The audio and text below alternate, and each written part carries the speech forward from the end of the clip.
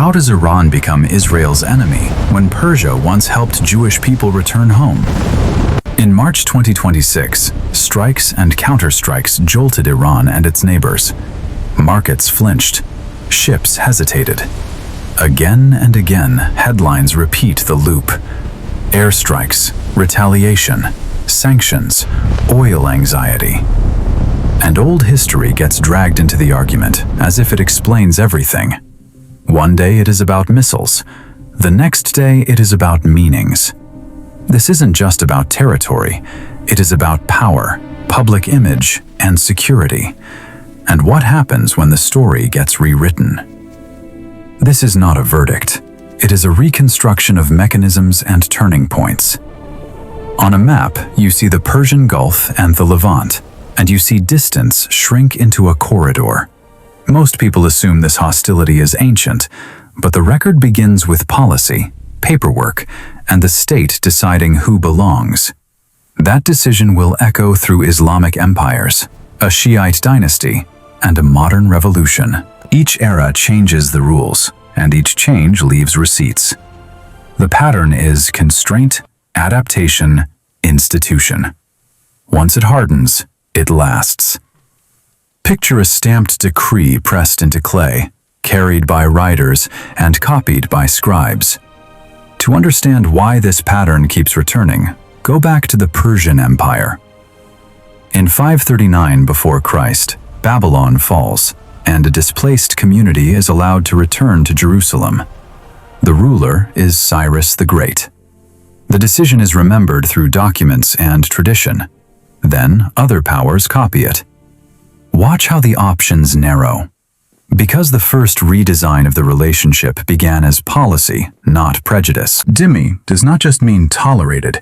It means a protected minority status under Islamic rule, with rights to worship and limits enforced through law and tax.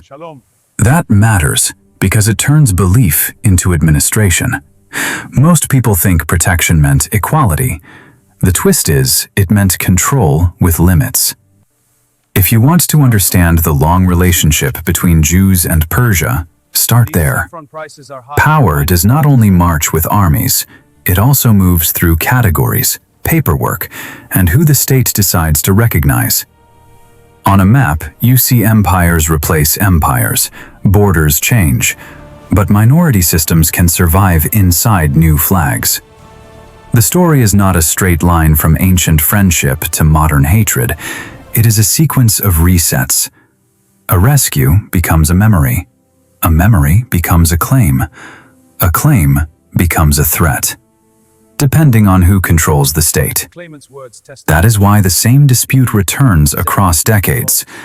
The actors change, the mechanism stays. By the end, you will understand exactly how a relationship that began with rescue turned into rivalry. Not as a slogan, as a chain of choices, institutions, and shocks that kept narrowing the options. You will also see why the modern rivalry is not inevitable. It is built, and 1 year can change everything. We will hit 5 moments. 539 before Christ, a Persian decision ends a captivity. The 7th century, conquest reshapes law and status. 1501, Safavid Iran hardens a new religious state. 1839, Mashhad breaks trust through forced conversion. 1979, revolution flips foreign policy and public identity. Picture a tax receipt for jizya, inked and folded, making protection feel like a bill. Picture a ballot board in a parliament hall. It shows inclusion. It also shows who grants it. On a map, you see Babylon to Jerusalem. Then the map shifts to Isfahan, Mashhad, and Tehran. Each era adds a constraint. A constraint forces an adaptation. When adaptations harden into institutions, power scales. In the comments, which shapes outcomes more? Institutions, geography, alliances, or security pressure? Power changes fastest when stories become policies. Now rewind to the first moment a Persian king turned survival into a policy. In 539 before Christ, a Persian army takes Babylon. A captive community becomes a problem the empire must solve. Cyrus the Great chooses a solution with consequences. He allows return, rebuilding, and local worship. That is not just kindness, it is an imperial technique. It lowers revolt risk and wins legitimacy.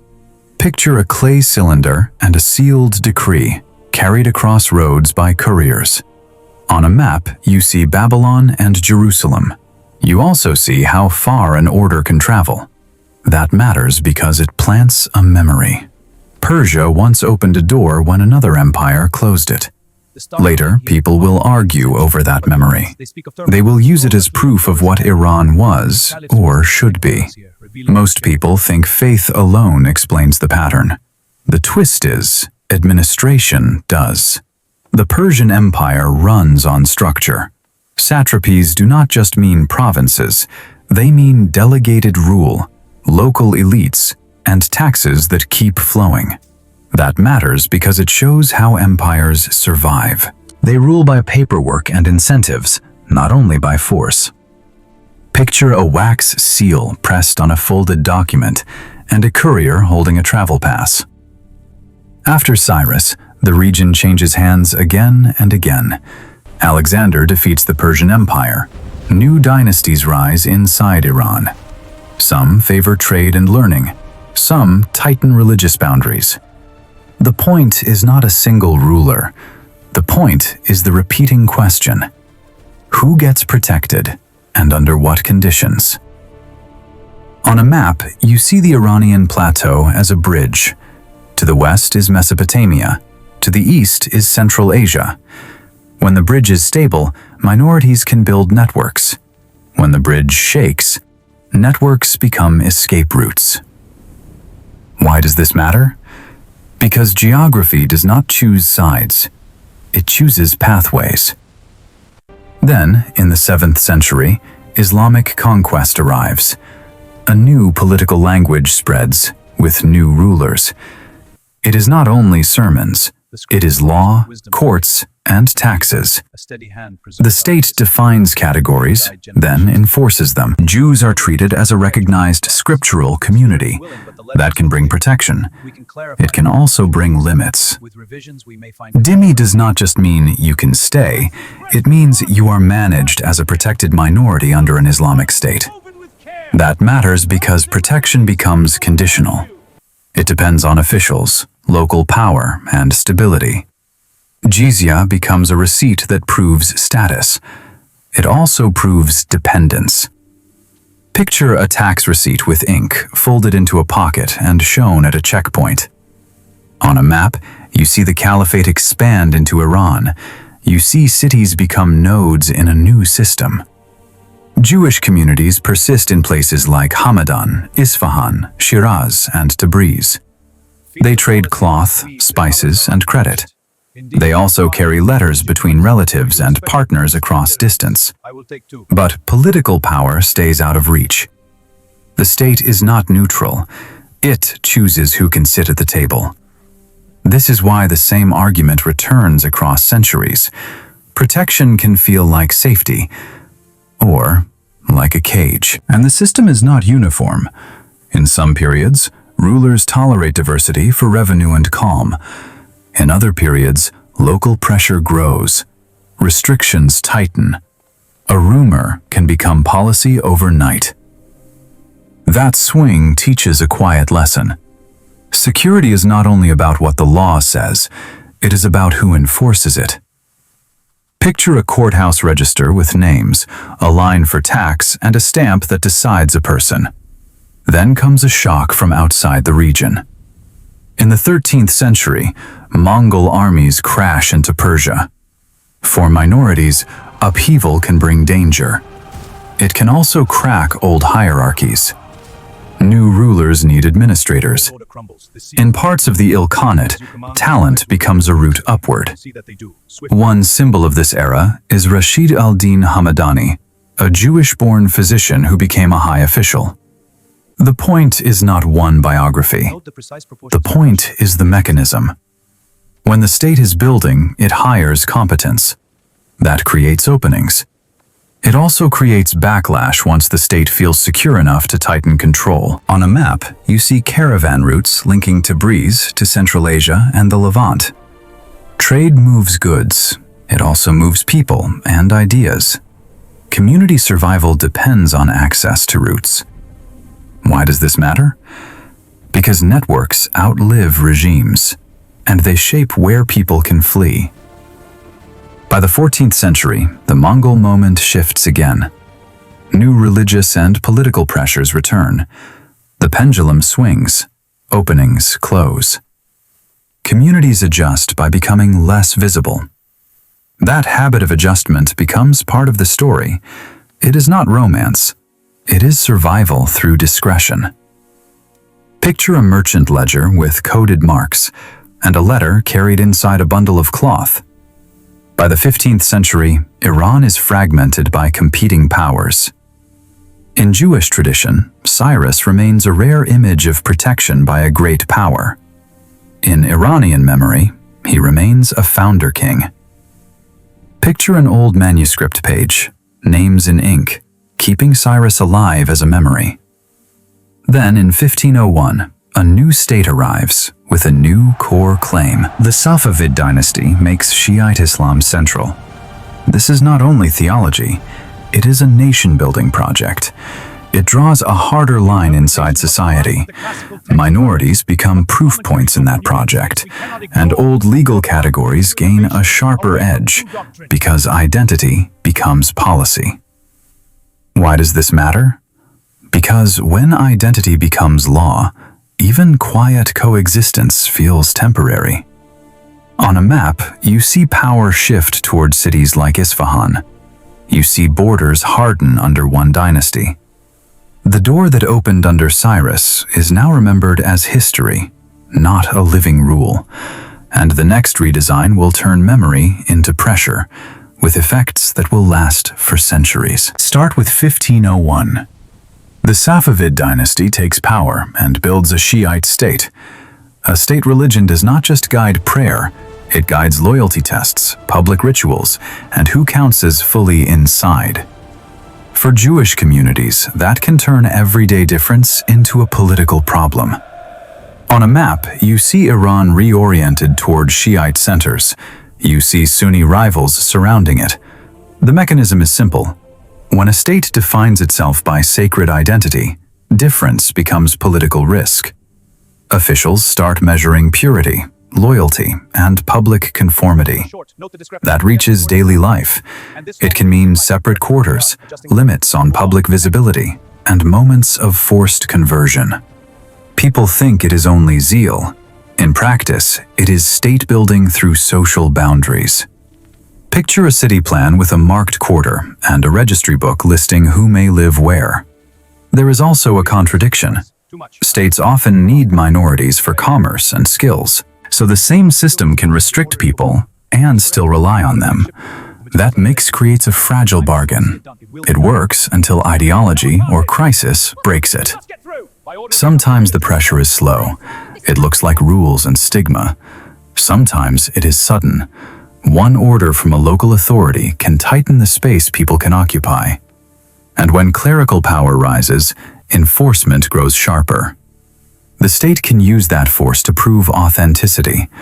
That is why the Safavid choice matters. It normalizes the idea that identity is policy. This is why the same argument returns decade after decade. Once a boundary feels normal, people stop questioning it. Why does this matter? Because boundaries trained at home can shape rivals abroad. The Safavid project also hardens Iran as a Shiite power in the region. That shapes foreign rivals and alliances. It shapes how later governments talk about legitimacy. A decision meant to unify at home also sets Iran apart abroad. On a map, you see routes from Isfahan to the Ottoman frontier. You see identity become geopolitics. And here is the cliff.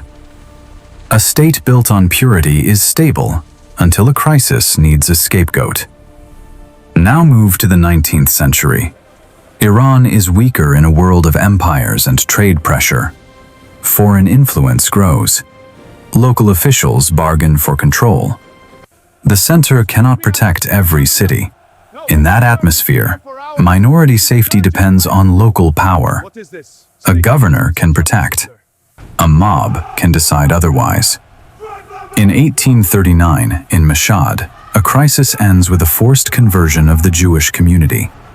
Some outwardly convert to survive, while keeping Jewish practice in secret. The event is remembered as Al-Adad. It becomes a reference point for fear and secrecy. Most people think persecution ends communities. The twist is, it often changes their visibility. Picture a conversion certificate, a new name written down, and a hidden prayer book kept under a floorboard. On a map, you see Mashhad in the northeast, near routes towards Central Asia. You see why escape is hard. Distance is not freedom. Borders and patrols matter. And you see why the memory sticks. It proves that status can vanish quickly, even without a new law. Why does this matter? Because the gap between law and enforcement decides everything. Families adapt by splitting identity. Public life becomes one thing, private life becomes another. That split can last for generations. It also creates a diaspora logic. When opportunity appears later, many choose to move, because the city has already taught them the cost of staying. In later decades, some descendants reassert Jewish identity openly again. Others keep silence as a habit. Both responses come from the same shock.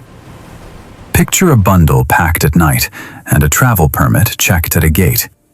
Institutions remember long after leaders leave. And here is the cliff. Once trust breaks in one city, everyone wonders which city is next. Now the third redesign. It is 1979. Before that year, the Pahlavi monarchy pushes modernization. For many Jews, life improves in education and business. Representation becomes possible. Iran also develops quiet ties with Israel. It is not about affection. It is about shared interests, oil, and regional security. On a map, you see Tehran and Tel Aviv, and you see the corridor of strategy across the Middle East. Then, 1979 flips the framework.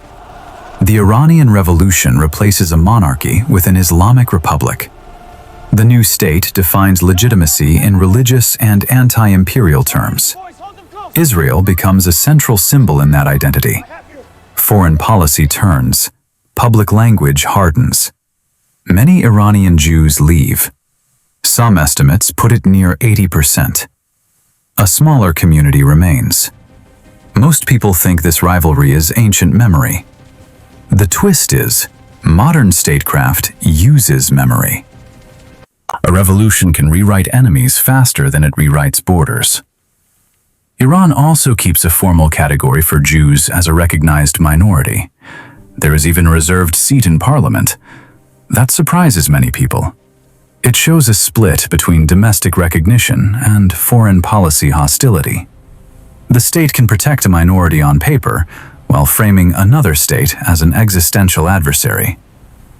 For people who stay, daily life can be quiet, but political symbolism is never far away. Picture a passport stamped for departure and a newspaper front page announcing a new order. This is why the same confrontation resurfaces decade after decade. Systems of legitimacy need clear adversaries. Once an enemy image becomes policy, it becomes hard to unwind. It shapes alliances and security choices. Old stories get pulled forward because they are useful. They supply moral language for strategic fights. On a map, you see influence radiate into Iraq, Syria, and Lebanon. You see Israel watching that arc.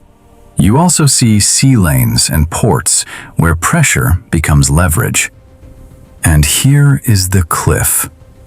When rivalry becomes policy, even small incidents can feel like destiny. The answer is not a straight line from Cyrus to missiles. It is a sequence of redesigns in how power works. First, imperial administration. Cyrus could allow return because an empire can trade control for calm. That act becomes a memory of protection. Later, that memory becomes an argument about what Iran is. Picture an old manuscript page listing kings and the name Cyrus in ink. Second, identity as state policy.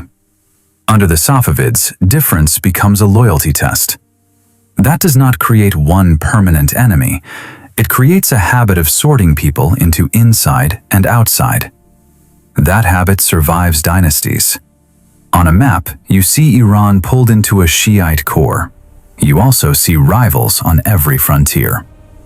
Third, modern legitimacy. Under the Pahlavi monarchy, Iran and Israel cooperate quietly. It is a partnership of interests, not shared identity. Then, 1979 flips the foundation. The Islamic Republic needs a story of resistance to prove itself. Israel becomes a central symbol inside that story. That shifts alliances, language, and security planning. This is why the rivalry keeps returning. It is built into how legitimacy is performed. A proxy does not just mean someone else fights for you. It means influence is moved through partners, so pressure stays deniable. That matters because rivalry spreads without formal war. Picture a ship manifest and an insurance form. The route changes when risk rises. Now the common explanation looks incomplete. People say this is ancient hatred, but the record shows long periods of coexistence and exchange. The sharper break is political and modern. It is about regime identity, deterrence, and who controls the regional order. On a map, you see arcs of influence across Iraq, Syria, and Lebanon. You also see narrow sea lanes where leverage concentrates. The story began with protection. It turned into rivalry when states learned to use memory as strategy. Once that happens, even the past becomes a tool, not just a lesson. This history matters because it shapes the vocabulary of every crisis. One side speaks in survival and deterrence. The other speaks in resistance and legitimacy. Both borrow from older memories to make the present feel inevitable. Picture two newspaper front pages on a split screen. Same region, two opposite storylines. That is why the same arguments keep resurfacing across generations. That is where labels become weapons. Words like terrorism, occupation, or apartheid are contested signals. We treat them as signs of disagreement. Then we return to what changed on the ground. When memory becomes strategy, every map line starts to feel permanent. Why does this matter? Because public image can narrow policy options. On a map, you see how quickly a local clash can spill outward. Roads, borders, and sea lanes connect everything. Tell me in the comments which shapes outcomes more, ideology or geography. One more quiet detail is easy to miss. A Jewish community still exists inside Iran. That fact does not erase state rivalry. It shows that domestic minority policy and foreign policy can diverge. A state can recognize a minority at home. It can still build an enemy image abroad. Thank you, Grandpa. The haunting question is this: if memory is a tool, who decides which memory counts? Because the real battle is not fought with weapons. It is fought over memory, meaning, and who gets to name the story. If you want history that explains the mechanism, stay with this channel. Subscribe and join us for the next Reconstruction. We will keep the language careful and the timeline clear. Picture a clean timeline sliding across a map, from Babylon to Tehran. Share this with someone who wants less heat and more structure. The past does not excuse the present, but it can explain why the same headlines return. We will see you in the past.